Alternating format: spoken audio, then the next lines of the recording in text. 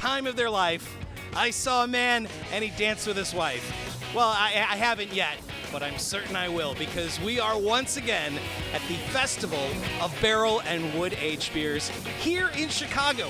An entire festival, the largest and most prestigious barrel aged beer festival in all of North America. And we're here covering it on this episode of Brewed. A couple seasons ago, we were lucky enough to go to Haymarket here in Chicago, and you shared with us in the basement the story of this Festival of Barrel-Aged Beer. And it sounded to me, Pete, it sounded like a crazy idea that a crazy person would come up with. And now here we are. This is the 20th. 20 years, yeah. I just revisit the idea for a Festival of Barrel-Aged Beers. So a quick super brief history, because it's out there for folks that want to dig it up, is that we did it on April Fool's Day on a Tuesday just because we didn't know who would show up. Right. And we were also afraid that if people came, we'd run out of beer. And we only had like 15 beers, but we had some super rare fun stuff. So we had all kinds of folks trying to get a hold of us like, is this a joke? Is it April Fool's joke? And those that came were like, it is an actual festival. Whoa! And then they were like, I can't believe these beers are all in one space. Because usually, at that time, when you go to a festival, it's all the flagship beers of a brewery, right, maybe some rare stuff. Right. Where this was only the rare small batch stuff that you can't get anywhere. Right. And as soon as we realized after the end of that night what had happened, we're like, we should just make this bigger and bigger and bigger, but not really for profit or to just pack people in. We wanted it to be boutique-y, fun, an experience, and the Guild has followed that mission throughout for 20 years, and it shows like this is a pretty big space. It's very spread out 20 years later. There's only a few thousand tickets sold. It's not going to feel too crammed. Right. And you're going to be able to try as many beers as you want within reason. That was for Will, by the way, who was you're not waiting in line forever, right? No matter where you go, right? And that's also why we split it up to specific categories. When we started this, we had a brewery and a brewery and a brewery, and then a certain hot brewery here or there would have this line all the way back. So we decided, well, let's put their one beer over here with porters, and their other, wild brew or whatever over here. Right. So now it spread people out because we wanted it to be a relaxed, more boutique fest instead of wait in line, and then you're rushing and that kind of thing. So. Well, this has gone from something that a lot of folks thought was an April Fool's Day joke to now the most prestigious and largest barrel-aged beer festival in all of North America. Does that kind of blow your mind that we're here at this point in time? Yeah, I would say that it hasn't even really set in that it's been 20 years. It's gone by so fast. I've opened up 2 breweries since we started this. A lot of my friends that started it have gone on to different jobs, different breweries.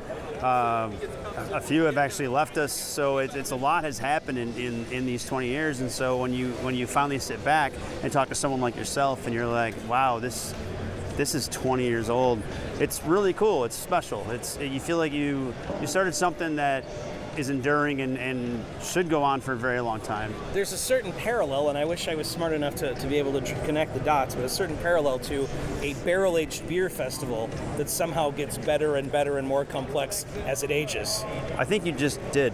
Did I just do that, really? Yeah, I think, yeah. I mean, so who knows what the future holds? Breweries from all around North America want to be a part of this. How do they get involved? So we do a call for brewers. We generally do it with just our list servers and things, and then we help, we use other brew forums, and we also contact people directly that have either been involved or that we think might be interested. So the brewing industry is still this camaraderie where you're a new brewer, so-and-so tried your beer, they come and talk to me or Will or somebody else, and they're like, hey man, this guy or this woman is making absolutely amazing beers, and you got to try them.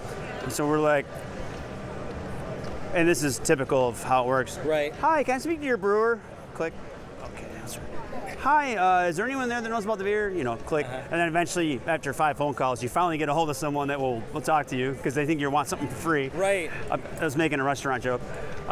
So It'd be great exposure if you gave him yeah, some it's gonna be beer. so good. Good for you. Yeah. Can I get a sandwich? No. So it really is that much of a camaraderie still in this industry that I'll reach out to a place. Someone from the organizational team will reach out to a place and be like, "We'd love if you join. Do you have interest?" And like, "Oh, I didn't know about the festival." Or so that's how we grow it. Without people that haven't, people that haven't heard about it, we kind of reach out to some folks and be like, "You should be a part of this."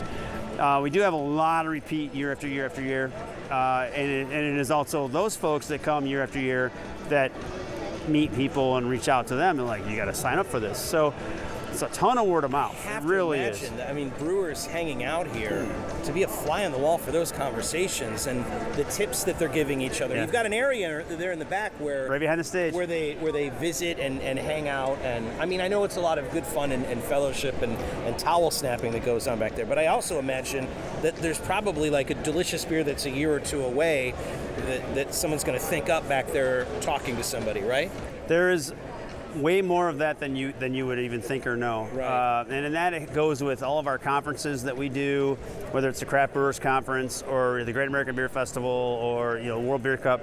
A lot of the things that we do nationally, you learn more afterward at the bar over a pint, really, just in a conversation, probably with someone that you don't even know.